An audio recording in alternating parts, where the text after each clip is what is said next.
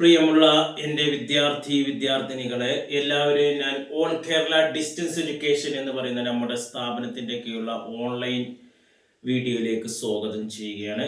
ഇന്ന് ഞാൻ നിങ്ങൾക്ക് മുമ്പിൽ പ്രസന്റ് ചെയ്യുന്നത് NSന്റെ +2 ബിസിനസ് സ്റ്റഡീസ് കൊമേഴ്സിന്റെ വളരെ പ്രധാനപ്പെട്ട ഒരു പേപ്പറാണ്. ബിസിനസ് സ്റ്റഡീസിന്റെ previous year question paper solving ആണ്. 2024 ഒക്ടോബർ നടന്ന എക്സാമിന്റെ 2 മാർക്കിന്റെ വിവിധ ക്വസ്റ്റ്യൻസും ആൻസറും ആണ് നിങ്ങൾക്ക് മുമ്പിൽ അവതരിപ്പിക്കുന്നത്. എൻ്റെ വീഡിയോ കേൾക്കുന്ന എല്ലാവരും ലൈക്ക് ചെയ്യുക, ഷെയർ ചെയ്യുക, കമൻറ്റ് ചെയ്യുക, സബ്സ്ക്രൈബ് ചെയ്യുക. നമുക്കറിയാം 2024 വന്ന സിലബസ് അപ്ഡേഷൻ പ്രകാരം മൊത്തം ചാപ്റ്റേഴ്സ് നമുക്ക് 23 ചാപ്റ്റേഴ്സ് ആണ്. അതിൻ്റെ 60% ഭാഗങ്ങൾ മാത്രം നിങ്ങൾ പഠിച്ചാൽ മതി. ഓക്കെ, അതിനനുസരിച്ചിട്ടാണ് നമ്മുടെ ക്ലാസ്സുകളും ക്വസ്റ്റ്യൻ പേപ്പറുകളൊക്കെ നമ്മൾ ക്രമീകരിച്ചിട്ടുള്ളത്. നമ്മുടെ ചാനലിലെ പ്ലേലിസ്റ്റിൽ നമ്മുടെ ക്ലാസ്സുകളും ക്വസ്റ്റ്യൻ പേപ്പർ സോൾവിംഗ് ഒക്കെ അവൈലബിൾ ആണ്.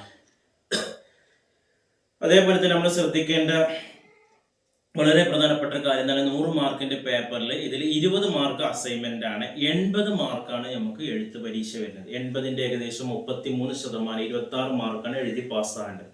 ഈ 26 മാർക്കിൽ അസൈൻമെന്റ് ഉൾക്കൊള്ളില്ല. ഇനി ഒരു അസൈൻമെന്റ് സബ്മിറ്റ് ചെയ്യാത്തൊരു വിദ്യാർത്ഥിയാണെങ്കിൽ 100ൽ 33 മാർക്ക് എഴുതി തന്നെ പാസ്സാകണം. ക്വസ്റ്റ്യൻസ് നമുക്ക് സെക്ഷൻ എയിൽ 1 മാർക്കിന്റെ ക്വസ്റ്റ്യൻസ് 20ലധികം ക്വസ്റ്റ്യൻസ് വരുന്നുണ്ട്. പിന്നെ നമുക്ക് 2 മാർക്കിന്റെ 3 മാർക്കിന്റെ അവസാനമായിട്ട് 5 മാർക്കിന്റെ ഈ 5 മാർക്കിന്റെ 3 മാർക്കിന്റെ ഒക്കെ നമ്മൾ മുമ്പ് അവതരിപ്പിച്ചിട്ടുണ്ട്. ഇന്ന് 2 മാർക്കിന്റെ വിവിധ ക്വസ്റ്റ്യൻസ് ആൻസർ ആണ്. അപ്പോൾ ക്വസ്റ്റ്യൻസ് നമ്മൾ ബോർഡിൽ ഇംഗ്ലീഷിലാണ് എഴുതിയിട്ടുള്ളത്. കാരണം മലയാളത്തിൽ എക്സാം എഴുതുന്നവർക്കും ഇംഗ്ലീഷിൽ എഴുതുന്നവർക്കും ക്വസ്റ്റ്യൻസ് ഇംഗ്ലീഷിലാണ് വരും. ഇപ്പൊ ഇംഗ്ലീഷിൽ ക്വസ്റ്റ്യൻ വന്നാൽ മലയാളത്തിൽ എങ്ങനെ ആൻസർ ചെയ്യാം, അതിന്റെ അർത്ഥം മനസ്സിലാവുമോ എന്നുള്ള ഡൗട്ടുകളൊക്കെ നിങ്ങൾക്ക് വരും. അപ്പൊ അതിന് വേണ്ടിയിട്ടാണ് നമ്മൾ ഗൈഡുകൾ തയ്യാറാക്കിയിട്ടുണ്ട്. ഗൈഡിൽ നമുക്ക് ഓരോ ക്വസ്റ്റ്യൻസിന്റെയും മലയാള അർത്ഥം തന്നിട്ടുണ്ട്. പിന്നെ നിങ്ങൾക്ക് ആൻസർ മലയാളത്തിലും പഠിക്കുക. 1-2 ചാപ്റ്റർ പ്രാക്ടീസ് ചെയ്യുമ്പോൾ ശരിയായിക്കോളും. ഓക്കെ, ഇതിൽ 36ാമത്തെ question answer, why's password is necessary in case of online shopping. Online ഷോപ്പിംഗിൽ പാസ്വേഡിന്റെ ആവശ്യകത എന്താണെന്ന് നമ്മുടെ പുസ്തകത്തിന്റെ അവസാന ഭാഗത്തുള്ള ചാപ്റ്റേഴ്സ് ആണ്. ഈ കൊമേഴ്സുമായി ബന്ധപ്പെട്ട ഭാഗങ്ങളിലാണ് ഈ ഇത് വരുന്നത്. അപ്പോൾ ഓൺലൈൻ ഷോപ്പിങ്ങിൽ പാസ്വേഡ് എന്ന് പറയുന്നത് നമ്മുടെ പ്രൊട്ടക്റ്റിംഗ് സെൻസിറ്റീവ് ഇൻഫർമേഷൻസ് വേണ്ടി നമ്മുടെ പേഴ്സണൽ ആയിട്ടുള്ള പേര്, നമ്മുടെ അഡ്രസ്സ്, കാര്യങ്ങൾ എല്ലാം നമ്മൾ എന്ത് ചെയ്യുന്നുണ്ട്, ഇതിലൂടെ ഓൺലൈൻ ഷോപ്പിലൂടെ ഷെയർ ചെയ്യുന്നുണ്ട്.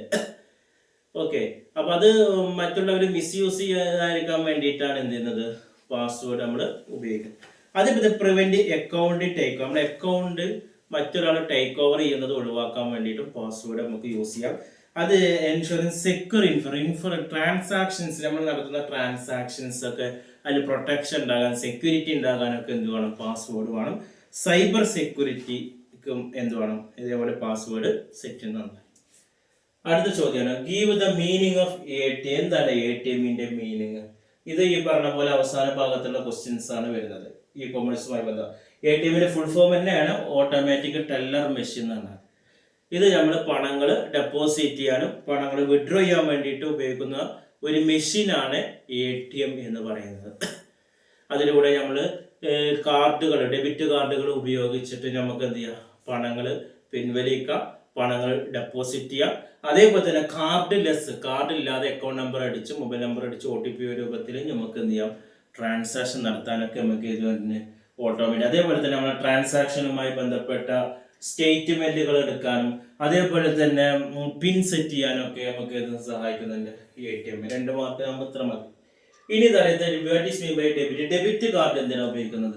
ഡെബിറ്റ് കാർഡ് എന്ന് പറയുന്നത് ഒരു കാർഡ് രൂപത്തിലുള്ളതാണ്. നമ്മൾക്ക് പണങ്ങൾ, സാധനങ്ങൾ പർച്ചേസ് ചെയ്യാനും അതേപോലെ തന്നെ പണങ്ങൾ മെഷീനിലേക്ക് ഇടാനും മെഷീനിൽ നിന്ന് പിൻവലിക്കാനൊക്കെയാണ് ഡെബിറ്റ് കാർഡ് ഉപയോഗിക്കുന്നത്. അതിന് പ്രത്യേക പിൻ നമ്പറുകളും ഉണ്ടായിരിക്കും. അത് നമ്മൾ രഹസ്യമായിട്ട് സൂക്ഷിക്കണം. ഓരോ കാർഡിനും അതിൻ്റെ വാലിഡിറ്റി കഴിഞ്ഞ് നമ്മളത് പുതുക്കി കൊണ്ടുപോകേണ്ടതാണ്. ഓക്കെ, അത് നമുക്ക് സാധനങ്ങൾ പർച്ചേസ് ചെയ്യാന്ന് പറഞ്ഞാൽ നമുക്ക് ഒരുപാട് ട്രാൻസാക്ഷൻസും മൊബൈൽ റീചാർജിങ്ങും ഉൽപ്പന്നങ്ങൾ പർച്ചേസ് ചെയ്യാൻ, പെട്രോൾ അടിക്കാൻ, അങ്ങനെ ഒരുപാട് ആവശ്യങ്ങൾക്ക് നമുക്ക് ഉപയോഗിക്കാം. ഇനി 38, what is mean by public enterprise? എന്താണ് പൊതു സംരംഭങ്ങൾ എന്ന് പറഞ്ഞാൽ എന്താ? പൊതു സംരംഭങ്ങൾ എന്ന് പറയുന്നത് കേന്ദ്ര ഗവൺമെന്റിന്റെയോ അല്ലെങ്കിൽ സംസ്ഥാന ഗവൺമെന്റിന്റെയോ അല്ലെങ്കിൽ രണ്ടും പാടെ കേന്ദ്ര ഗവൺമെന്റ് സംസ്ഥാന ഗവൺമെന്റ് കൂടി നടത്തുന്ന സ്ഥാപനങ്ങൾ പൊതു സംരംഭങ്ങൾ. ഇത് ജനക്ഷേമങ്ങളാണ്, ജനസേവനങ്ങളാണ് ഇതിന്റെ പിന്നിൽ ലക്ഷ്യമിടുന്നത്. ഇനി ഐഡന്റിഫൈ ദ ഫോളോയിങ് ഡിപ്പാർട്ട്മെന്റ്, താഴെ 2-3 ഉദാഹരണങ്ങൾ തന്നിട്ടുണ്ട്. ഇത് ഡിപ്പാർട്ട്മെന്റിൽ ഏതൊക്കെയാണ്, ഗവൺമെന്റ് കമ്പനിയുടെ ഉദാഹരണങ്ങൾ ഏതൊക്കെയാണ്. ഹിന്ദുസ്ഥാൻ ഷിപ്പ് യാർഡ് ലിമിറ്റഡ്, അത് നമുക്ക് ഗവൺമെന്റ് കമ്പനിക്ക് ഉദാഹരണമാണ്. പോസ്റ്റ് ആൻഡ് ടെലഗ്രാഫ് കമ്മ്യൂണിക്കേഷൻ അങ്ങനെയുള്ള സംഭവങ്ങൾക്ക് ഏതൊരു ഉദാഹരണമാണ്, ഡിപ്പാർട്ട്മെന്റ്. പിന്നെ റെയിൽവേ, അത് ഡിപ്പാർട്ട്മെന്റിലാണ്.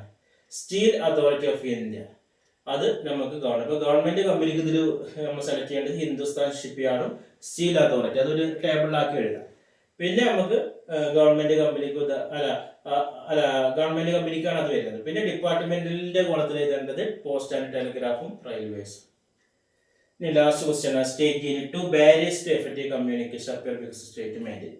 നമ്മൾ ആശയവിനിമയം നടത്തുമ്പോൾ പല തടസ്സങ്ങളുണ്ട്, ഒരുപാട് പ്രശ്നങ്ങളുണ്ട്. ലിംഗ്വിസ്റ്റിക് ആയിട്ടുള്ള, സിമാൻറ്റിക് ആയിട്ടുള്ള ബാരിയേഴ്സ് പല രീതിയിലും വരുന്നുണ്ട്. നമുക്കിതിൽ ഫിസിക്കൽ 2 ബാരിയേഴ്സാണ് എഴുതാൻ പറഞ്ഞിട്ടുള്ളത്. അതിൽ ഒന്ന് നമുക്ക് ഫിസിക്കൽ ബാരിയർ. ഫിസിക്കൽ എന്ന് പറഞ്ഞാൽ നമ്മൾ ശബ്ദത്തിലുണ്ടാകുന്ന പ്രശ്നങ്ങളുണ്ടാകും, ഡിസ്റ്റൻസിലുണ്ടാകുന്ന വിഷയങ്ങളാകാം.